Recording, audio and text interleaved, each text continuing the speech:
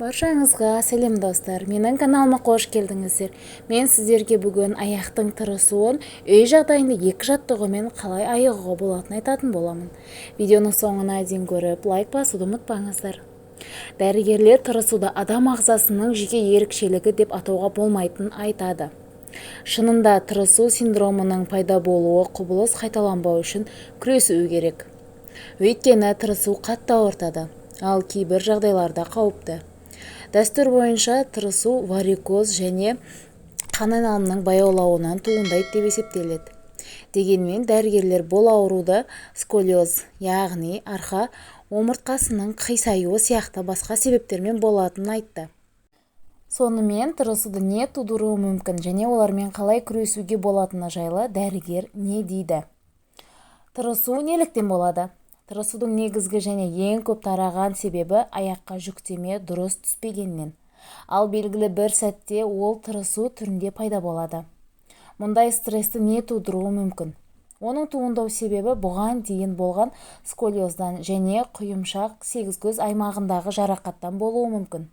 Ал соның салдарынан жамбас сүйектері жайылып, содан аяққа жүктеме дұрыс түспейді. Алғашқы көмек. Тырысу кезінде бұлшықетті мүмкіндігінше жылдам созыңыз, және де оны күшпен созу қажет. Егер балтыр бұлшықетінің спазмасы болса, аяқтың ұшын өзіңізге қарай тартыңыз. Себебі аяқ осындай күйде тұрса, бұлшықетті созады және спазмның қайта пайда болуына кедергі келтіреді. Сондай-ақ бұлшықеттерде жиналып қалған ауыр күшті жеңілдетуге көмектесетін жаттығулар да бар. Еңкею. Тырысуды жеңілдету үшін қолдың саусақтарымен аяқтың ұшына дейін созыламыз. Және бұл кезде табан толығымен еденде тұру керек. Бұл жаттығуды 5-7 рет қайталаңыз. Бірақ балтыр бұлшықетін жақсылап созу үшін осындай позада бірнеше секунд тұруға тырысыңыз. Екінші, бастапқы қалыпқа оралып, қайта тұрыңыз. Аяқтың ұшымен көтеріліп, қолыңызды жоғары созыңыз.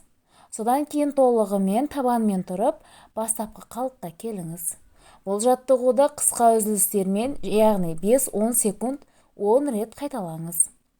Егер денеңізге жиі ауыр күш түсетін болса, мысалы ұзақ уақыт бойы аяғыңызбен тіке тұрсаңыз, бірнеше минут аяқты көтеріп жатуға немесе отыруға уақыт табыңыз. Мүмкін болса осы жаттығуларды орындап тұрыңыз. Сонымен қатар күнделікті жаттығулар, кешкі серуендер, тырысу белгілерін жеңілдетуге көмектеседі.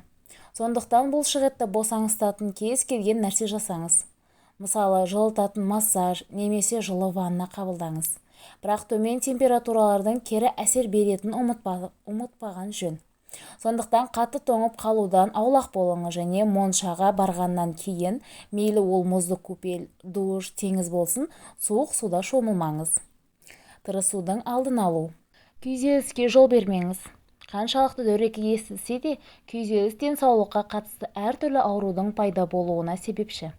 Жүйке бұзылуы бұл біздің ағзамызға ең алдымен бұлшықеттің жиырылуына жауап беретін жүйке аяқтауына түсетін жүктеме. Сонымен бірге ағзаның сусыздануына жол бермеңіз, әсіресе денеге физикалық күш түсетін кезде. Ал осының барлық ағзаға теріс әсер ететін жарнама себептер. Олар адамның мазасын қашыра отырып, маңызды элементтердің жетіспеушілігін тудырады.